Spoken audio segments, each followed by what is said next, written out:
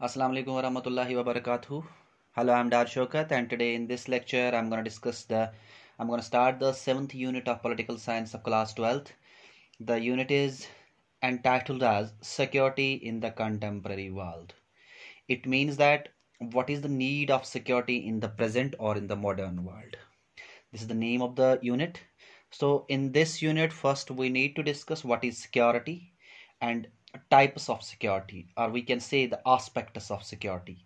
So let's try to understand what does the security mean. Security of a country is a vital issue for the well-being of the country and its people. हर एक country जो दुनिया में होती है वो ये चाहती है कि उसकी सिक्योरिटी हो, क्योंकि सिक्योरिटी होके ही वो तो डेवलपमेंट कर सकते हैं और वहाँ के लोग अच्छे से जिंदगी गुजार सकते हैं तब जब एक कंट्री सिक्योर होगी। सो हर एक कंट्री पूरे दुनिया के अंदर क्या चाहती है? Security. And this concept of security occupies an important place in the subject of international relations और in the international politics. So security अब होता क्या है? Security implies freedom from threats. The word security means freedom from all threats. Threat का मतलब खतरा होता है सिंपली। सो सिक्योरिटी का मतलब होता है फ्रीडम, यानी एक कंट्री आजाद हो, उसका दिमाग और दिल बिल्कुल आजाद हो कि उनके ऊपर कोई खतरा नहीं है। जब वो वैसा फील करेंगे ना तो वो कह सकते हैं कि हमारे पास हम सिक्योर है। But all kinds of threat are not threat to security. लेकिन हर तरह के खतरे मतलब सिक्योरिटी को ब्रीच नहीं कर सकते या सोसाइटी को ब्रीच नहीं कर सकते। हर तरीके का खतरा हम कहेंगे कि that is threat to the society, no. Only those things which threaten the core values. हर एक नेशन के कुछ, हर एक सोसाइटी के कुछ कोर वैल्यूज होते हैं, important values, like sovereignty, like independence, like territorial integrity. ये जो चीजें होती है ना, अगर इनको थ्रेट पहुंच रहा है, सो अगर इनको अटैक कोई कर रहा है, it means that the nation is not secure. So where the security is needful for the sovereignty, independence and territorial integrity. Sovereignty मैंने आपको कहा था, sovereignty किस चीज को कहते हैं? एक स्टेट जो होता है, एक स्टेट चार एलिमेंट से बन जाता है: population, sovereignty, independence and government. And out of all, the sovereignty is the most important thing. So sovereignty means when the country is free from threats, when the country is free from internal and external attack.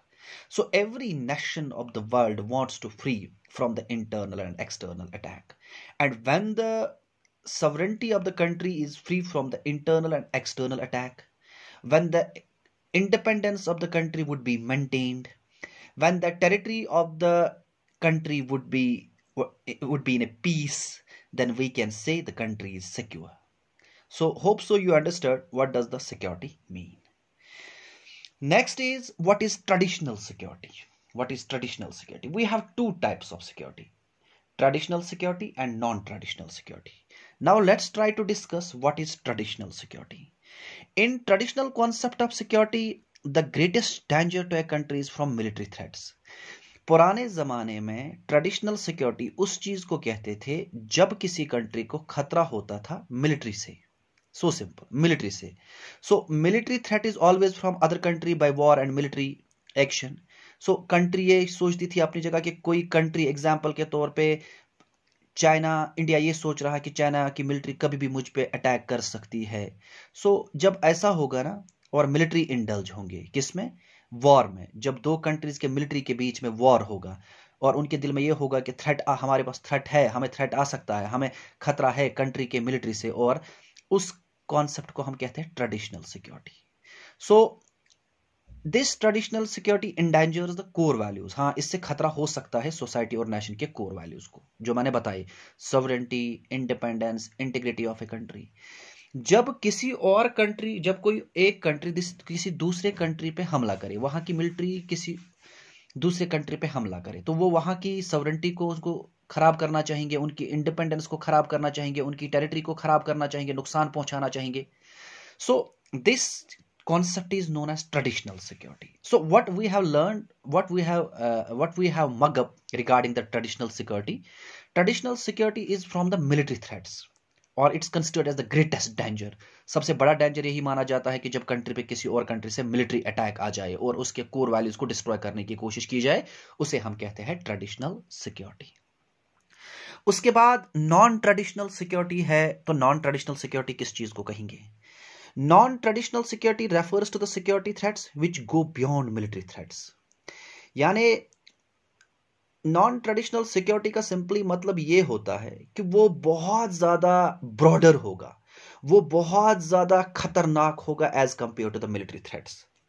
सो इसमें क्या होगा? इसमें wide network of dangers होगा और इसमें लोगों की जिंदगी पे ऊपर बहुत ज्यादा इफेक्ट पड़ जाएगा, ह्यूमन एग्जिस्टेंस के ऊपर बहुत ज्यादा बुरा इफेक्ट पड़ जाएगा। वहां पे ट्रेडिशनल सिक्योरिटी के अंदर सिर्फ कोर वैल्यूज इफेक्ट होते हैं, लेकिन नॉन ट्रेडिशनल सिक्योरिटी के अंदर कोर वैल्यूज भी इफेक्ट होते हैं, ह्यूमन लाइफ भी इफेक्ट होती है, इन्वायरमेंट भी इफेक्ट होता है, यानी हर एक चीज इफेक्ट होती है। It means that non traditional security is much much dangerous than the traditional security. Why? Because in the traditional security जो है that endangers the core values like the sovereignty, independence and integrity, but in the non-traditional security it is go beyond the military threats. It includes a wide network of dangers and threats affecting conditions of human life. It includes like human security and global security. याद रखिएगा, it includes like human security and global security. So which one is the dangerous? Non-traditional security. Why? Because non-traditional security affects the core values as well as affects the life of the people as well. Hope so you understood what is the traditional security and non-traditional security. Apart from that thing, I want to explain here two aspects of traditional security. What are the two aspects of traditional security? The two main aspects of traditional security is external security and internal security. Now let's try to understand what is external security. The external security refers to the dangers from the outside the country by means of armed attack. It simply means कि अगर India पे China हमला कर रहा है, so this is called external security. This is called the external attack. So किसी और country से अगर आपको अटैक आ रहा है, किसी और कंट्री पे से अगर अटैक आ रहा है तो उसको कहेंगे external security. So this external security is very important aspect of the security. So अगर आर्मड अटैक, चाइना की आर्मी इंडिया पे अटैक करे, so this called external security. या पाकिस्तान की आर्मी इंडिया पे अटैक करे, this called external security. Internal security का मतलब क्या होता है? Threat to security of a country from within. यानी कंट्री के अंदर से ही कंट्री के हालात खराब होने लगेंगे. कैसे होंगे? जैसे कंट्री के अंदर सेपरेटिस्ट मूवमेंट्स होते हैं, वायलेंस क्रिएट हो जाती है. एग्जाम्पल के तौर पे मान लेते हैं कि इंडिया के अंदर हिंदू मुस्लिम आपस में लड़ रहे हैं, सो वायलेंस हो रही है, this is called the internal security. यहां पे कौन सा मसला आएगा? इंटरनल सिक्योरिटी का, क्योंकि कंट्री के अपने हालात खराब हो रहे, कोई और कंट्री इस पे हमला नहीं कर रही है, बल्कि कंट्री के अंदर ही लोग जो रहते हैं वही कंट्री के हालात खराब कर रहे हैं. Example separatist movements. एक सेपरेटिस्ट मूवमेंट में हम देखेंगे कि एग्जाम्पल के तौर पे जेएंडके की एक सेपरेटिस्ट मूवमेंट है जो गिलानी साहब चला रहे थे. सो यूजुअली बच्चे क्या करते थे, लड़के क्या करते थे, वायलेंस क्रिएट करते थे.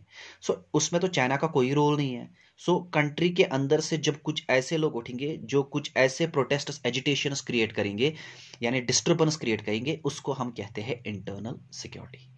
और आज के ज़माने में हर एक कंट्री जो होती है वो ये चाहती है कि वो सिक्योर हो, उसके पास सिक्योरिटी हो, उसकी इंडिपेंडेंस बने रहे, उसके सवरेंटी बनी रहे, उसकी टेरिटरी उसके पास रहे, वो उसके लोग, वहाँ के जो लोग हैं वो खुश रहे, वो वहाँ के लोग फ्री फ्रॉम थ्रेट्स रहे. और कंटेम्प्रेरी वर्ल्ड में या मॉडर्न वर्ल्ड में हर एक कंट्री यही चाहती है, they want to live in the peace. वो सोचते हैं कि peace is only the solution for all, war is not the solution for anything. And apart from that thing, all the countries recognize that peace is only a mantra which helps the nation for development. यानी अगर nation को develop होना हो तो उसमें सिर्फ एक चीज काम आ सकती है, that is the peace. Hope so you understood this lecture. What I discussed in this lecture, the definition of security, then the two types of security, traditional and non-traditional, and after that two aspects of traditional security, that's the external and internal. Inshallah, in the next lecture we will discuss about the balance of power. So stay connected with me. Before concluding my topic, I'm requesting my all well wishers, do not forget to subscribe my channel. The name of my channel is Oshin's Origin of Creative Energies and Neuroscience, started by Dash Shaukat. Thank you so much. Do not forget to press on the bell icon. Thank you.